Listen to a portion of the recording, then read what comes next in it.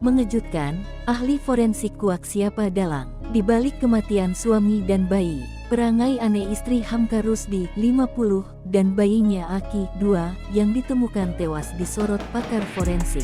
Sikap diam NFH 32 yang hidup bersama jasad suami tanpa melaporkan kejadian itu ke polisi, menjurus ke skenario familicide. Adapun familicide adalah peristiwa pembunuhan di mana seorang pelaku membunuh anggota keluarga.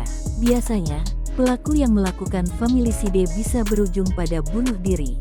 Hamka Rusdi, 50, bersama anak bungsunya, Aki, 2, mengejutkan warga setempat pada Sabtu tanggal 28 Oktober tahun 2023. Kedua jenazah ditemukan membusuk dalam rumah di Jalan Balai Rakyat V nomor 12, RT 006, RW 003, Tugu Selatan, Koja, Jakarta Utara, Sabtu tanggal 28 Oktober tahun 2023. Sosok istri, NFH 32, dan anak sulungnya AD 4 juga turut ditemukan berada dalam rumah itu. Keduanya ditemukan dalam kondisi lemas, kemudian dilarikan ke Rumah Sakit Pelabuhan Jakarta.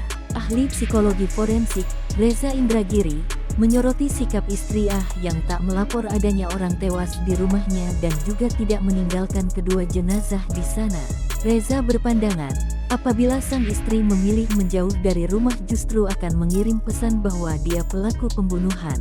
Menurut Reza, hal terpenting yang bisa dilakukan polisi adalah dengan menyisir satu persatu penyebab tewasnya kedua jasad itu. Ada beberapa kemungkinan seseorang meninggal, yaitu karena penyebab alami, kecelakaan, bunuh diri, dan pembunuhan. Kasat Reskrim Polres Metro Jakarta Utara AKBP Iverson Manosoh berujar, keduanya sedang dirawat di Rumah Sakit Pelabuhan Jakarta.